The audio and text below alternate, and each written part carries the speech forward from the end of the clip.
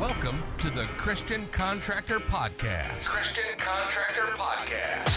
A show created for kingdom-driven Christian contractors that are focused on scaling their business in God's name while positively impacting the world around them. If you're ready to ascend from a contractor to a purpose-driven business owner, we're here to serve you. Here's your host, Brandon Guthrie. Yeah, so like in the contractor world, margins are critically small. Right. Right? Like, and you know, the net profits and stuff, it's like, you know, and a lot of contractors believe that's the only way to do business is like, oh, well, I have to be cheaper than the other contractor. Yeah. Right? So many do. You need to focus on building more value, whether it's in your brand, whether it's in your solution or both, right? And whether it's in building more reviews or your marketing or whatever it is, like you need to build more value and be okay that you're not the cheapest price. Right. Like if you have a buyer like me, I'm not looking for the cheapest price. I'm looking for the overall, right? The overall package. Yeah, price is I guess a variable that I'm looking at. It's something that I'm looking at, but it's not the end all be all. And as contractors, we tend to, and I've fallen into this trap before, and so I know I can speak to this, is like we tend to believe that we have to be the cheapest in order to win the business. Right. And that is just a flat out lie. Right. I've come across companies that are offering, you know, a solution that's way less than ours, and we end up winning the business because we build more value. Right. And we have the reviews to back us up. We have the marketing, the branding, the flyers. We've built value in that process. Right. And we've learned the pitch, we've learned confidence in our solution. And so we're able to make the money that we want to make per deal, right? Wow. And we're okay to lose out on business because that's not our customer. Right. That's not our customer if they want to just penny pinch us all the time. Right. So what's a good comparing orange to apples.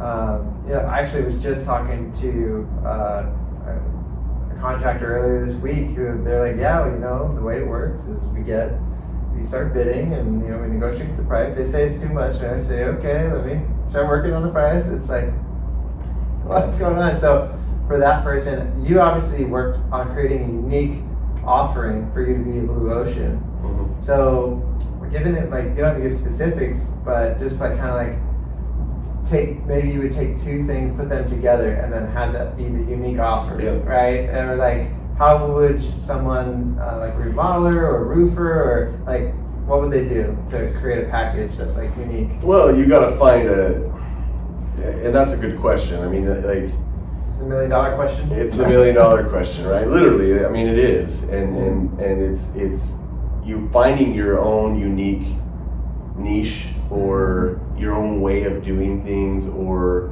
whether it's, hey, if you're a flooring contractor, I don't know, I'm just throwing something. If you're a flooring contractor, but you really focus on the baseboards as well. I don't know, right? So it's like, hey, I'm doing your floors, but this is the technique of how we do the floors that nobody else does, right? Or this is a patented technique, or this is a patented process, or this is our proprietary formula for whatever, right?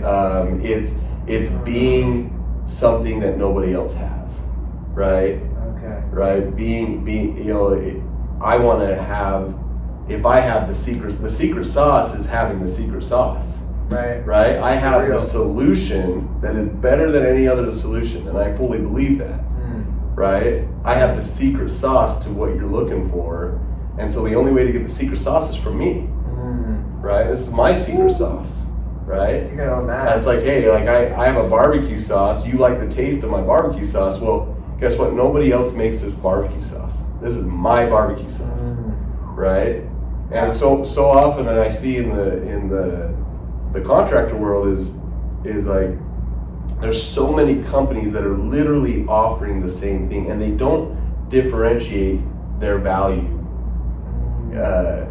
in comparison to another company. Right. And that doesn't mean talking crap about another company, That just means like, hey, like we are the only company that does this in addition to our HVAC tune-up, or in addition to our floors, or in addition to our turf, whatever it is, right? We are the only ones that do this. You can't get this from someone else, right?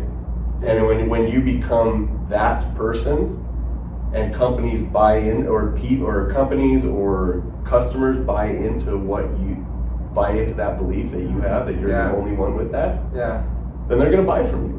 And they're going to buy from you at your price, not at their price. Right, because you have the proprietary solution.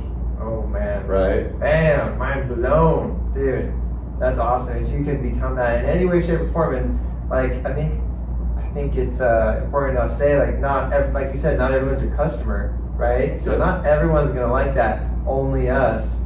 Like, okay, cool, that's not for you. You have to be okay with, it's not about being the best that covers all clients, all customers. It's being the best in one set of customers, right? And those customers are all going to see that and be like, yeah, that's awesome. I see the value, and I'm going to go for it. Who is it that says carve a niche so small that only you can fit into it? Yes. Right? Like, that. I mean, and constantly be adapting, constantly be improving on your service, right? But I think it's critical, like, once you start, the whole idea is, yes, you want to compete against yourself and you want to continue to improve your offering, but it's like, why compete against another company when you don't have to, right? There are going to be customers that go to company B. Right. That's just part of capitalism, right? Yeah. And they get to choose to spend their dollars wherever they want. Right. But you get to choose.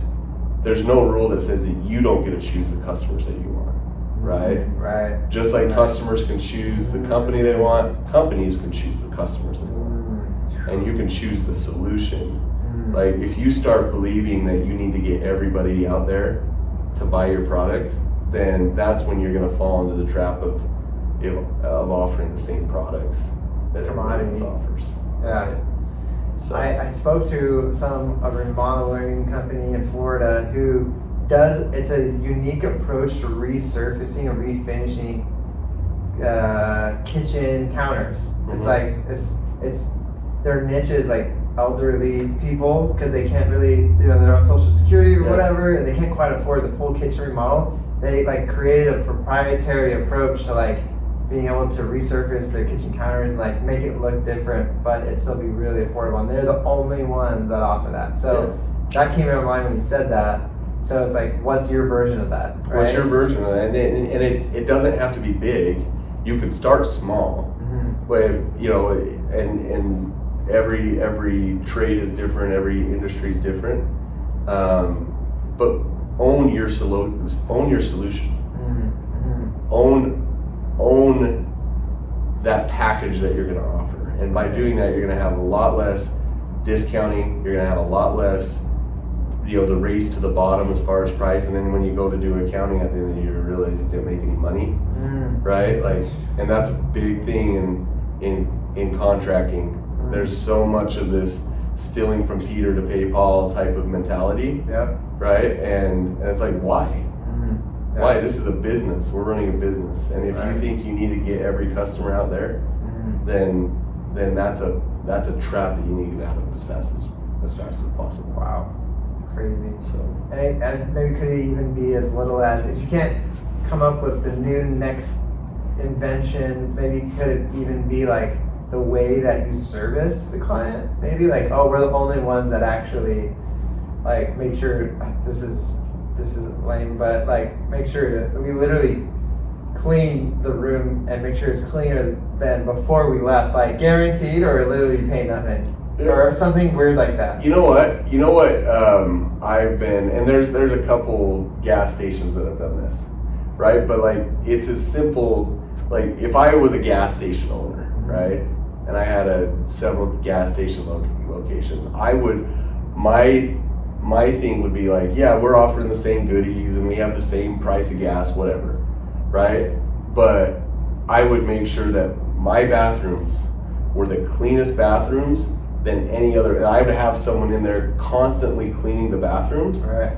Because that's the gas station I go to. And guess what? I wouldn't even, if I knew that gas station had the cleanest bathrooms, I wouldn't even look at the price of gas. Especially if I had to use the restroom, right? Like I would go there and I would end up buying gas at a more expensive rate, most likely. And I'd end up buying a few goodies just because they had better bathrooms. And it blows my mind to see all these gas stations out there, and very few of them have even went down that route.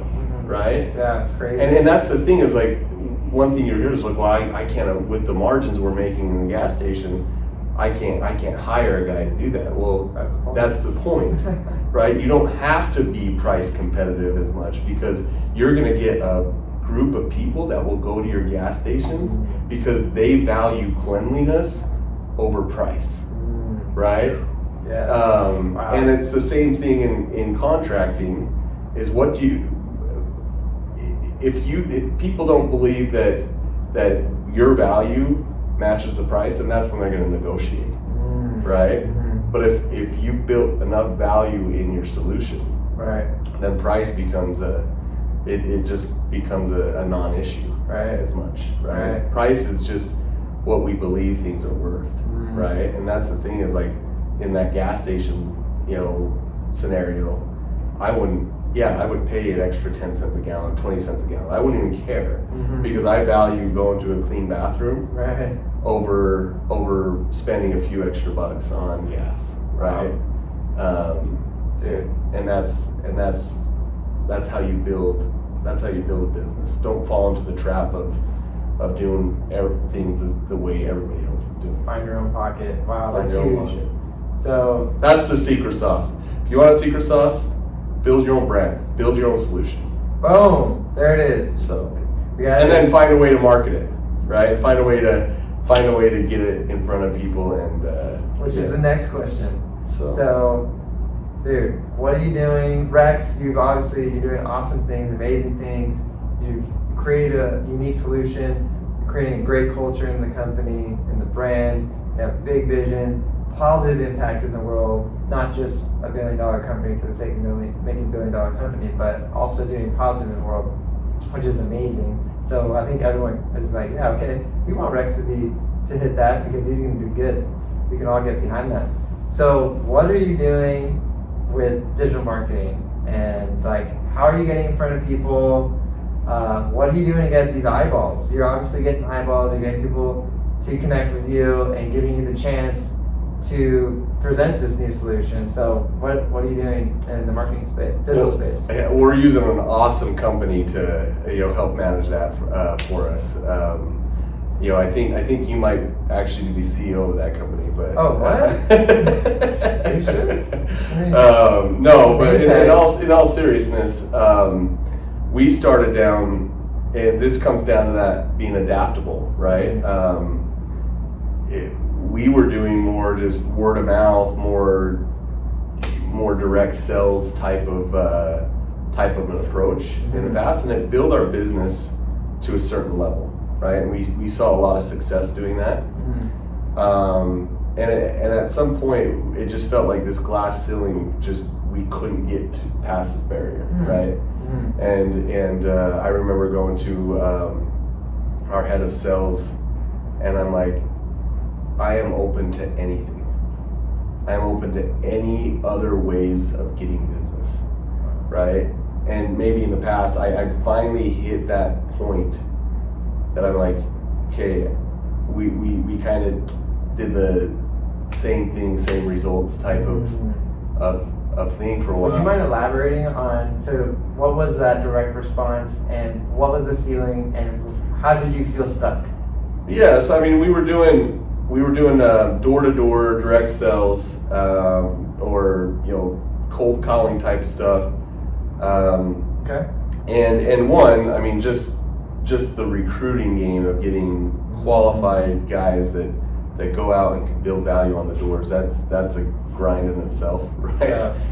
It's tough, but there are a lot of people that can do it, and we tapped into a lot of those people, right? And it's still a very viable way of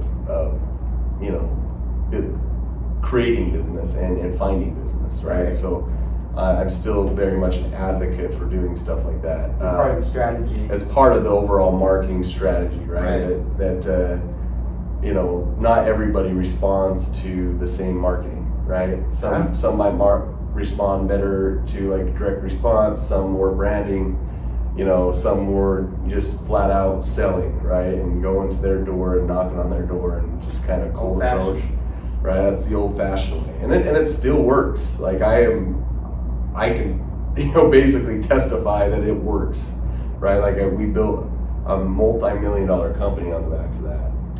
But we got to this point where retention and we just couldn't get past, you know, the level. I don't even know what the level was that I honestly don't know. Like it was just like it seemed like we were stagnant is really what it came down to. Did it feel like you couldn't get enough people to knock on enough doors and there weren't enough homes, and it just felt like you weren't making progress? Like revenue wise, I mean, did you feel, was it like I don't know the numbers exactly, but it felt the same? It felt the same, and there was some stagnation, and there was a lack of certainty, right? And I think we were having a conversation about certainty. Yesterday, and so there was a lack of certainty. It's like, hey, these guys could just decide not to go out, and that could affect our business, right? Oh, so deliverability with like digital online, it's gonna deliver the ad. Yeah. But this person may or may not do what they're supposed to do. Yeah, and I can't, at the end of the day, I can't control that, right? And so on our side, it's just getting enough people in, and hopefully the numbers work out. And it works, it does work, as part of the strategy. Right. Diversification is important, right? That's it, And so there was just a lot of things. We were growing at a lot slower rate than I wanted to. We felt a little stagnant. It became a little mundane. It became a headache. There was a lot of headache to it. And that, you know, to a certain extent, that's business, right? There's headaches in business. There's things that we don't always want to deal with. I met Damon John last week from Shark Tank, and he was like, yeah, it's, you know, it's really tough when you get started. He's like, it's tough when you end too. Yeah. It's like, so speaking of that. Yeah. So.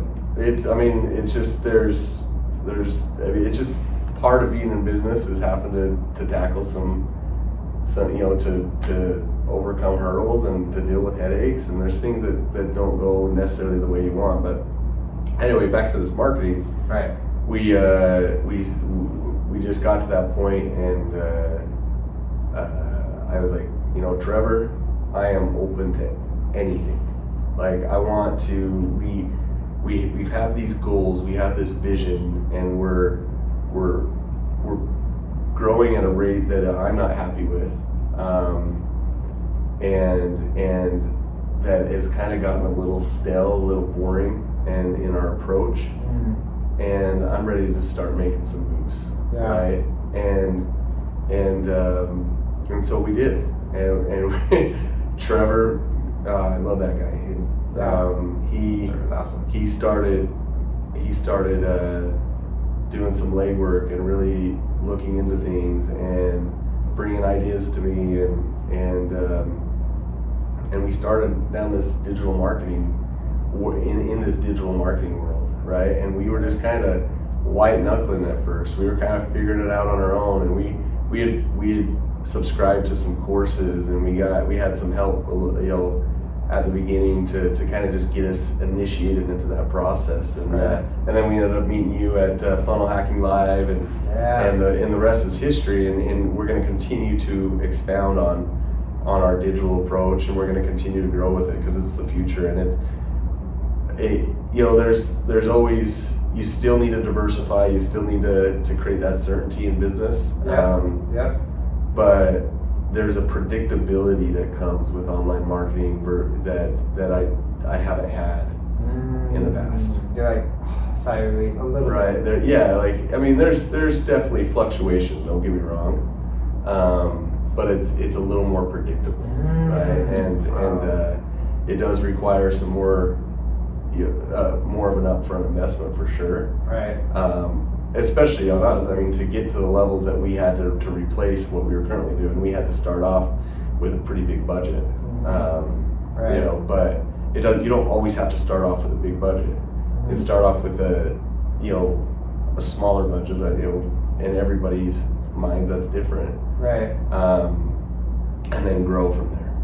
Because it does work. Digital marketing works, and it's the way of the future. Yes. And that's one of those things. It's like, just because your grandpa did it this way, word of mouth. I hear, I'm just a word of mouth contractor. Yeah. Why? Yeah. Why? I mean, unless you just want to be small, that's fine. But if you want to be big, you need to start looking outside of word of mouth. Yep. Right? Word of mouth will only get you so far. Right. Right? We got so many years on this planet. Yeah. You know? And yeah, I mean, word of mouth it might create some consistency, and that's awesome that you're to a point where you're getting enough word of mouth business. It means you're doing a good enough business that where you are getting word of mouth.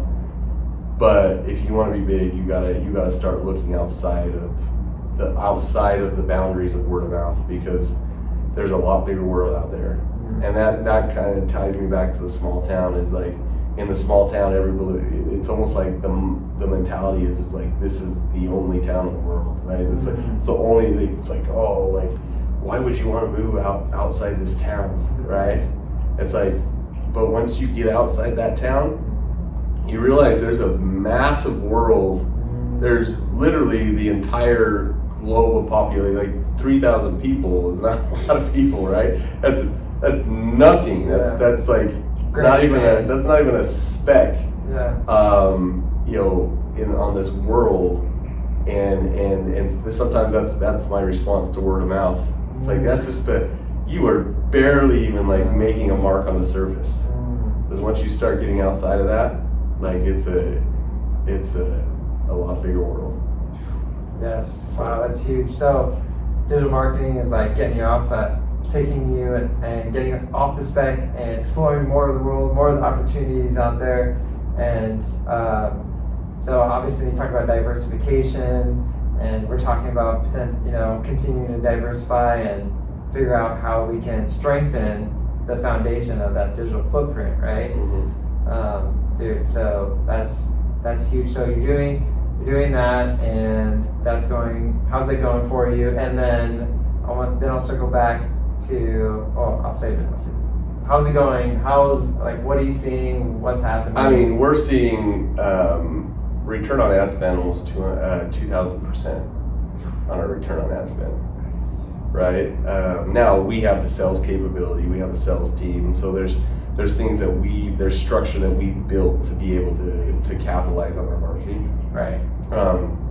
So I'm not saying that that's the type of result everybody's going to get. Right. The better you're able to sell your solution, the better your return on ad spend is going to be. Yep. But I mean, it's going awesome. It's making us millions and millions of dollars. And honestly, it's shifted our whole growth plan. Now with digital marketing, we have more control of our destiny, and we can say, hey, we want to go to Austin, Texas, and we can throw out ads, and we can create marketing around that. And now we just have to find guys that can sell and fulfill. Right. But as far as the business, getting the business side of things, which is always the hardest part of the business, we have a little more control over that. Right. So, dude, that's awesome. That's awesome to hear that you're getting epic results, right? Awesome return, awesome experience, and so then you were talking a little bit about Funnel Hacking Live there. So, dude, yeah, we met at, what's the story? So we met where, and then where are we going in a month? Tell me a little bit about that. So we met at Funnel Hacking Live, and Brandon, he was just like super chill. He was just sitting there.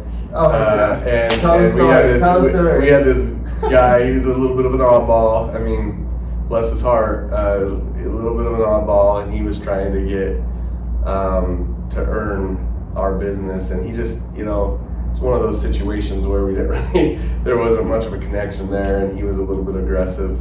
And Brandon was just there, just offering all types of value. We were asking him questions, and he's just giving us answers with no with no expectations of earning our business, just providing value to us. And I remember leaving that, and I was talking to Trevor, and he's like, "Man, that Brandon guy's cool. We need to figure out a way to work with him." And anyway, so long story short, we're now, Brandon's managing all of our online business, marketing, and but next month we're going to be walking the stage for the 2 Comma Club. What? 2 Comma Award. Did we Babe Ruth that? Babe Ruth? Yeah. I wasn't too concerned about getting the 2 Comma. I wish we would have, because we were using a different platform for half the year.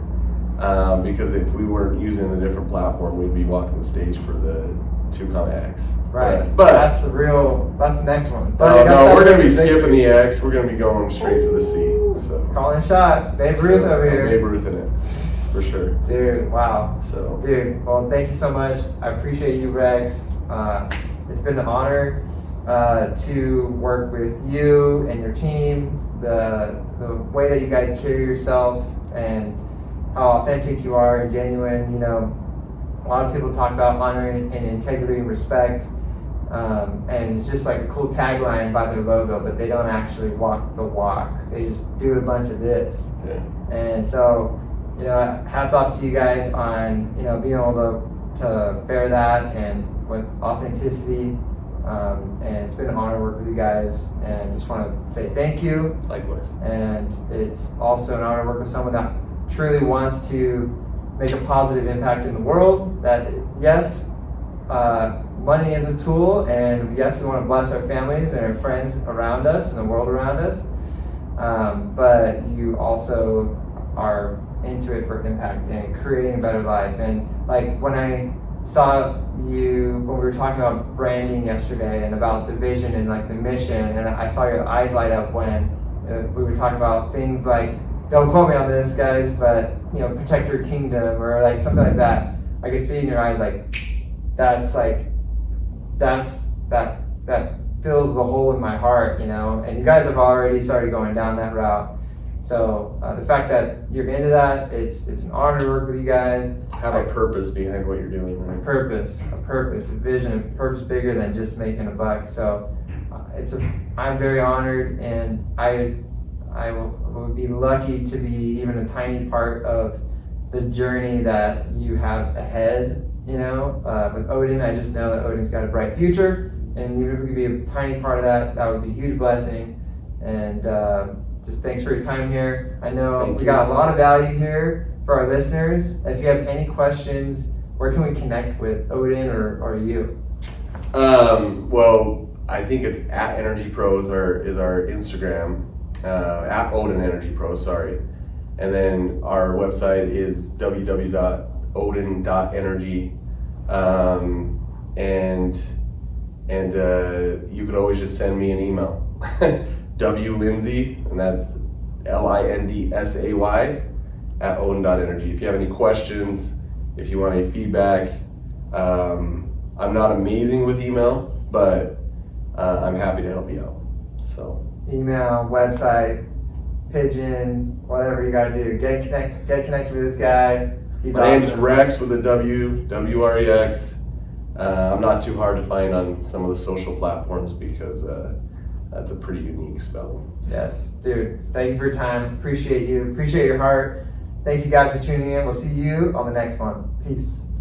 All right. So, dude, Wrex, my man, what's going on? I'm super pumped to be here in Arizona and here at your headquarters, Odin Energy. Super excited. I'm very thankful for you allowing me in here. Man, you guys have an awesome operation, multiple locations, 3, now 4 now, and expanding to the nation. I know that's next. I know it has an awesome mission to impact the world in a positive way, not just about making a couple bucks, but do it in a way that is, hey, I don't know if this is don't quote me on this, but protecting your kingdom in a way, and improving that, your family's life, your home life. How can we improve that? What can we do? Your home is your safe place. how can we make that as magical and as beautiful as possible? So Wrex, appreciate you, my man. You're doing some awesome things, and appreciate you taking the time.